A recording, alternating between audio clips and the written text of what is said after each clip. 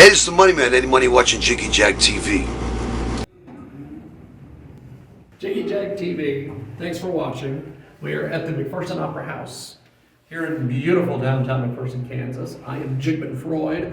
We are going to go to an interview with Billy Bob Thornton and the Boxmasters here at the McPherson Opera House. Thanks for watching Jiggy Jag TV. So, gentlemen, thanks for coming to the McPherson Opera House. Well, we're proud to be here. It's a beautiful theater. Yes, Oh, and amazing. that's always my first question because the theater likes to use this on their app as well. What did you guys think when you walked into the theater? Well, J.D., when Kevin got me and said, "You got to see this. It's pretty nice." And what's different? One of the things that's different is it's got 3 levels as opposed to the generally it's the bottom part and then the balcony, and this has an extra balcony. It's pretty cool. That's great because also. There's 3 levels and, there's plenty of seats, but they feel like they're right up in front of you, as standing on the stage, it just feels like everybody's going to be right there with us. It's a really intimate theater and it's really unlike any place I've watched that we play. shows from the top balcony and you've got a perfect view. Wow. Yeah, it's like we've been stuck in the Rocky Mountains for the last 4 or 5, 6, 10 days, something like that. So, anything higher than ground level is, we're not going up to the top.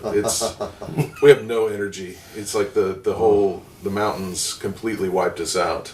And so we're going to keep everything as Flat low as as possible. Yes. That's right. Yeah, we were so happy. I looked at the elevation here, and I was so delighted that it's only about 1,100 feet, That's right. And now we're A mile lower than the other places. We were just at 7,000. Yeah. And Yeah, it's we all brutal. got colds. Oh, yeah. Oh, it was terrible, yeah. Couldn't breathe anywhere. And that's not good if you're singing and Boy, it's playing sure in a not. band. We're not over it yet. I mean, you'll hear me sounding a little bit muffly tonight. Yeah. It's still in there. Well, you guys have... I'm just amazed at the catalog of music that you guys have and the fact that when I was doing my research earlier today, you guys have already recorded another album that's ready to go. Yeah, This Boxmaster 69. When Right. is? Yeah, we finished that just a couple days before rehearsal started in the end of March. And so we dropped off the tapes on the day that we left to go on tour. So everything takes a while to, get lined up in record label land. And so a couple weeks ago we were able to get a release date and it was like, okay, well, they're planning 2023, so we got May 5th for the next record. But we have a handful of records. Like the one we're touring on now, Help I'm Alive, is our 12th release. Yes. And then we have another half dozen, 6 or 8 records that are completely finished. We don't know what to do with it. It's like we've, we could put them on the website. We could just release them digitally. We just aren't sure what makes the most sense yet. We'd like to figure out something that makes them kind of special, but but not be, the proper record label kind of release. So we just still trying to figure that out, because we do. Well, you guys had an album that you just released straight on the website. How did that do compared to the others? Honestly, it's one where everybody's like, when are you guys going to give us a physical copy of Providence? That was the record, and we did it.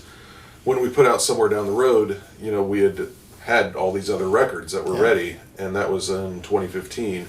And so we're like, oh, well, let's just put out Providence on the website.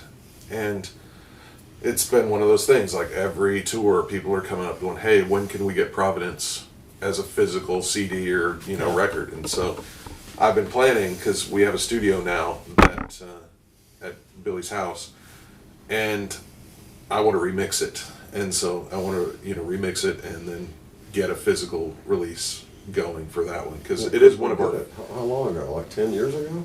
No, 8 now. It was 2015 when we released it. It was before that we recorded it, and it's probably close, it's 8, 9 years old, 10 probably on some of the songs. So, we want to, just make it so that people can have it. But it's like when we did it, it was kind of it was a digital release, so it was like it didn't go to tape. It didn't there wasn't a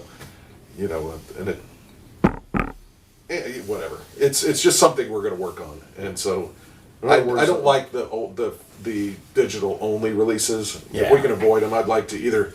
I mean, if we do that, I'd like to still have a vinyl copy or something. I noticed you guys. Your merch setup, by the way, is amazing. When I walked in, I noticed you guys have vinyl that you're selling. Yeah, the last 4 records we put out on vinyl as well, and it's it's required these days. I mean, the people that come to the shows, they are like us. They want to listen to records on vinyl. They want to pick it up. They want to read the liner notes. They want to actually experience listening to the music again, and it's exactly what we make records for. Is those people that are like us, nerds. So JD, you're from Gypsum, Kansas? Correct. Yes, my parents. How the heck do you end up doing what you're doing now, coming from Gypsum, Kansas? Well, I went to Kansas State, and I was not sure what I was going to do. I was in the K-State Singers group that was there, but at one point I was just like, I want to make records, and I just kind of had this epiphany thing. And so I talked to my advisor there, and he's like, well, there's these recording schools that you can go to. And so he gave me a copy of Mix Magazine, and it had a list of all these recording schools. And I was like, well, that's awesome. Middle Tennessee State sounds good. Southwest Texas State sounded good. But they were like regular universities. And I'd already been to 3 years of college, and so I wasn't all that interested in spending another 3 or 4 years in college to learn how to record. And so I found this school in Florida called Full Sail that was a 13 Full Sail's amazing. 13-month program. And it's like, well, crap, I can be done in 1 year. And then my plan was to go to Nashville right after that. And so that's what I did. And I worked there for 4 years. But a friend of mine, or a guy that I met that I worked for, who became a friend of mine, told me that if I wanted to learn to make records, I had to move to LA. And I was like, all right, well, if you can help me get a job, that would be great. So the woman that, his wife, the woman that hired me at this studio called Conway, ended up 6 years later, she said, hey, I'm managing Billy's music career. Would you come do overdubs with him for a couple of weeks, because his regular engineer is tied up and has a regular job. And so I was like, yeah, of course. So that 2 weeks is now 16 years. It's amazing. Now, Billy, I understand that you were a roadie for several bands, including the Nitty Gritty Dirt Band, which is amazing because I interviewed them in this building a couple years ago when they played here. Yeah, I worked as a roadie for a sound company. Yeah. So I wasn't a personal roadie for any particular band. I worked for the sound company. So whoever the system went out with, I went with it. So I got to do shows with the Dirt Band and Pure Prairie League and Hank Williams Jr. That's awesome. And a lot of different people. I could go on and on. Some of the ones that Johnny Paycheck, the Coasters. That's awesome. The Towns. And one of my favorites was a band called Lighthouse out of Canada. They were terrific. They had a couple of pretty big radio hits. Yeah. And I learned early on that you ought to be nice to the crew. Yes. And back then it was harder work. The equipment was bigger. And you didn't have all the cool stuff they have now. And Exactly, just big cabinets they had and wires. Yeah, they had some cool stuff, but it was all really heavy, and there was a lot of it, and it was still expensive. Yeah, right. But I was just this skinny little kid working as a roadie, and I'd come out of bands in high school, and when you're growing up with bands, as a kid, you go set your own stuff up and everything. Yes. Anyway, but once we started in this world, it was this stuff got real big. Well, I will have to say, just from covering bands and being around bands, stuff used to be huge, Yeah. and now it's little tiny. You just Yeah. like I seen your setup out there at the Opera House, Yeah, it's and I'm like, we still like a is all- stack. yeah. We still Yeah. like a stack of amps, you know. Exactly. I was that's what- amazed when I walked in, and I was like, "Are those orange amps?" No, No, those are Vox. We are Vox fanatics. Yeah. And, that's awesome. you know, that's one of the things, you know, Billy's always like, I don't want to see a marble stage with nothing on it. You know, we want to look like, you know, a band that we grew up seeing, you know, stacks of amps, drums, Yes. you know, gear, equipment, you know, roadies with flashlights, you know, things like that. Everything, Roadies with flashlights. you know, like just we loved all that stuff. You know, I remember going to shows in Salina, you know, at the Bicentennial. Oh Center. yeah, the Buy Center, man. Exactly. Same thing. Seeing, you know, like, what are they doing down there? You know, it's like, you see the guys, you know, we don't have guys climbing up the truss anymore on a rope, but, you know, that was my favorite part that I was, you know, like, I'll never do that because that's terrifying. But I loved watching somebody, you know, Oh, yeah. climb up the dang rope to get to the truss to focus a light or something. And so, you know, we do as much of that as we can because, I mean, that's what we love is rock and roll, man. It's Yeah. all, you know, putting on the show. That's what, you know, brought us into it. My first taste of stardom doing that stuff was when I finally graduated to the point where they'd let me check the microphones in coliseums and stuff. Nice. Yeah, in front of the whole crowd. You know, when the roadie would come out and the audience start kind of cheering, it's like, oh, that's the It's Did you just like really- Pootie and just jingle your keys in Oh, front of the yeah, microphone? that's what Pootie did, but no, I did the whole testing 1, 2, Two, you know, I did the whole radio DJ voice and everything. So, watching some of your music videos, you guys have some interesting videos. And a video that I am just fascinated with, and I don't know why I'm fascinated with it. What did you do today? I watched this after we did the radio interview. I'd watched it a couple times before we did the radio interview. And then after we did the radio interview, we played the song. And then I've watched it again several times. And I'm like, why is this so fascinating? Is it because it's just shot differently? It's or? because it's the anti-video. I mean, that was our intention, was to make an anti-video, because everybody says, yeah, you gotta have a video, and they're so quickly cut and so action-packed, you know, videos, because people's attention span's gotten so small. Oh, yeah. And so we just decided, well, you know what, we're gonna go the other way, and they'll either have to turn it off or pay attention. And we thought, well, this is... Turn it off or pay attention. I mean, it's one of those songs that's not, I mean, the lyrics are something yeah. you ought to listen to. So by not having a bunch of flashy stuff in it, you kind of have to hear the lyrics.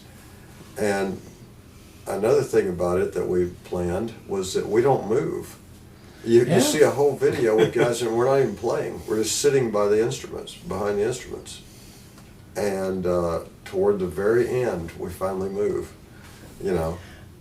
Yeah. You move, I think. I move. Or you like, Yeah, I move at the end. Like move your arm or something, or your My leg. I lips don't remember. smoke or something. So when you guys were shooting that, is that one of those, is this just a one take deal, or No. how did, Yeah, he had to do a few different angles and stuff, you know. But this Okay. guy who did it, Matt Cullen, he's a good friend of ours.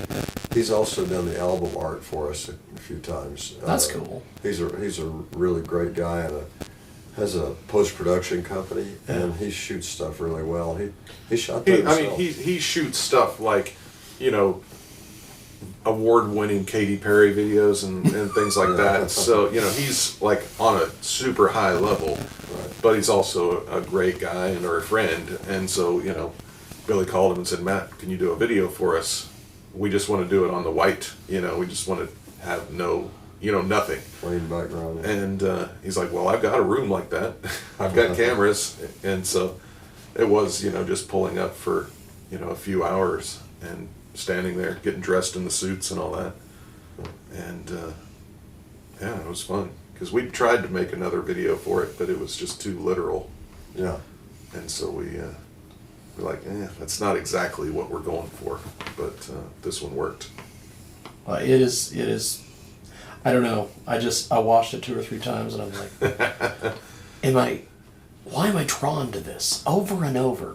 Right, yeah. It is amazing. So tell me about the latest album, Help I'm Alive. Yeah, that's Help 'Em Alive is a record that we did during the lockdown. Yeah. And it's, goes anywhere from boy-girl songs to socio-political topics to being locked down. It's,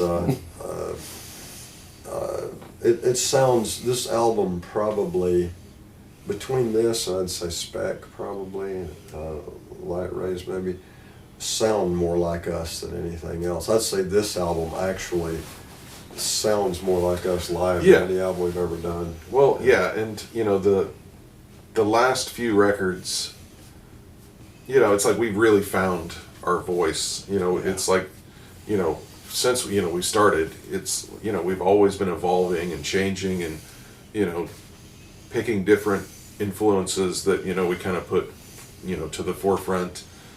And now it's like we don't have to think about it as much anymore. It's just kind of natural. And also we've gotten to the point where it's just Billy and I making the records. Yeah. We used to have other guitar players and keyboard players and other folks come join us, and it's not that we don't do that still, but it's just as much, mostly the recordings are just Billy and I.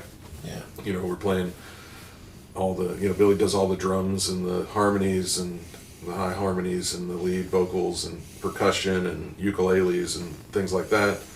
And then I play the guitars and the bass and Keyboards. and now we've been adding, more keyboards and stuff. I noticed the keyboard on There's on a stage. few. Yeah, well, there's also on the records. There's a few more mellotrons and other. I guess there's a few like continental organ kind of things on here and farfisas and then the next record, 69, that one's got even more. It's got pianos and more organs and all sorts of things. Wow. That it's like we just kind of keep. Every record just has a little different thing to it, and so then the one that we're going to work on when we get home has a bit more psychedelic influence. And Yeah. that was kind of what we were going for, and so we were going to go back home and finish that one off and That's put it awesome. on the pile of stuff that we don't know Put what it we're on going the to do pile with. of stuff. So I interviewed a guy by the name of Ken Valdez fairly recently. We And- interviewed with Ken Valdez, Yes. as well. I And- think we're going to see him tomorrow, actually, in Iowa. Ken was just, he is like your biggest fan. I think if he could have the Boxmasters, decoder ring and all that, he was just excited that I might potentially be talking to you guys tonight. One of the things with your music is I just find it has slowly changed over the years. There's a lot of bands that, for whatever reason or another, they stay the same. Yeah. Have you guys done that on purpose, or is that? It was really like an evolution. Yeah. I mean, it wasn't like we sat down and said, "Oh, this record." I mean, it's not that we don't have a theme or a sound for certain records, Yeah. but everybody does that. But we don't. In terms of the sound evolving, that just happened organically. And like JD said, what it really was is that we just kept playing and kept writing and recording until we woke up one day and said, and like 4 or 5 records ago, this is who we are, and it always had that in it, but it wasn't as probably natural to us as it is now. We just, no matter what we did, we set out trying to make a psychedelic record when we did Help I'm Alive, and which Boxmasters 69 has a little more of that, but then we have some other songs we've recorded, and we're determined at some point we're really going to make this psychedelic record, but then we start playing, and next thing you know, it's another pop rock song based on the 60s, so, but hopefully we'll get around around to that. But yeah, that's just the way we sound, and naturally. And honestly, yeah, it just, after doing it so much, it's like you can't help but get better. You get better at it, you get faster, you know what you can do, and then also you know what you want to do, but you're not quite sure you can, and so you can kind of push for trying different things, but you can always fall back on what you have and what you know and what you're good at. So we definitely are always pushing each other to try to like do something different or cool or just something that just strikes a chord with you. Just it's like that thing that's like, oh, there's that just kind of draws you into a song or the production or whatever. And so it's just a matter of keeping at it. Just like, and it's in our nature to push ourselves too, because even in the early days we used to record a lot of covers that we didn't even put on records, just to show we could. And we actually recorded an Emerson, Lake and Palmer song one time.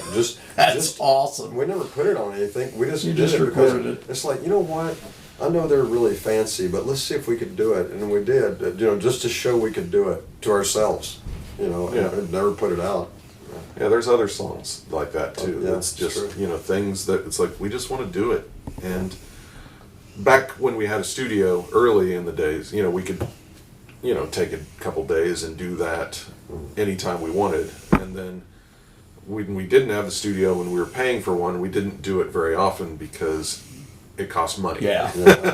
And it's like in those times too, also, it's like we're under those schedule restraints. It's like we had 3 days at a time when we could go in and record, and we had a handful and you're of wanting songs. to knock them out. Exactly. Yeah, So to work on our actual stuff Yeah. that we're putting out instead of goofing off and doing an Emerson, Lake and Palmer song. Yeah, exactly. So it's it's just That's awesome, though. having the freedom and the time to just do whatever you want now is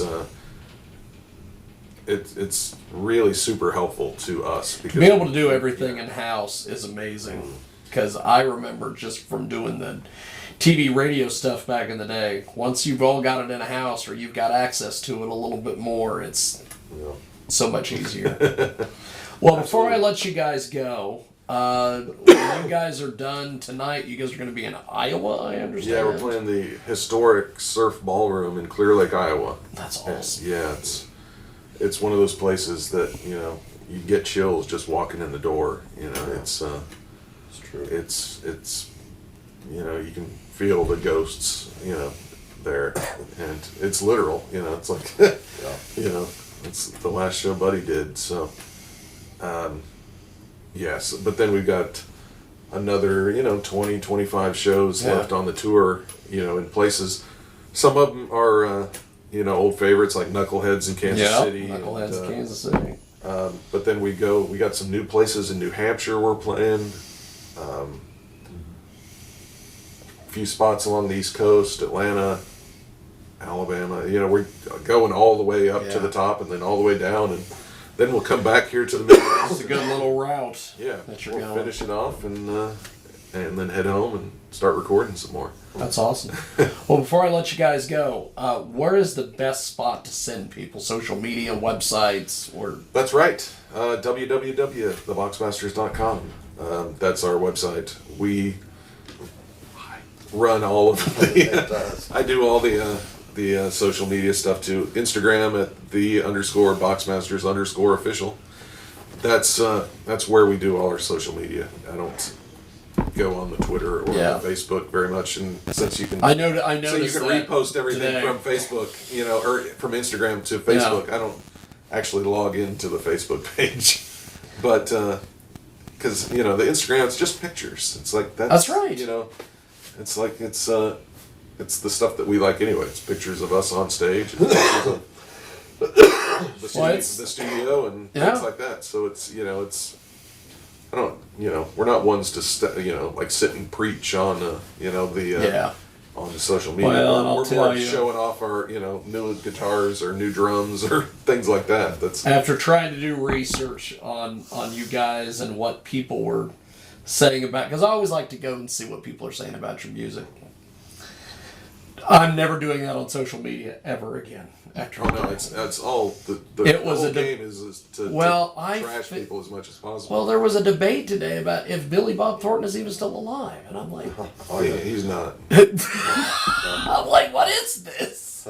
I wanted to know, like, what are music critics saying about the latest album? Nothing. oh yeah. You can't get actual critics and stuff anymore. Yeah. It's really hard unless we do an interview with the publication Yeah. or show. You know, that's And I noticed that too with, that's where the real stuff is. and it's just, it was, yeah. because you used to be able to get on social media and go, okay, well, what are the fans saying about your music? No.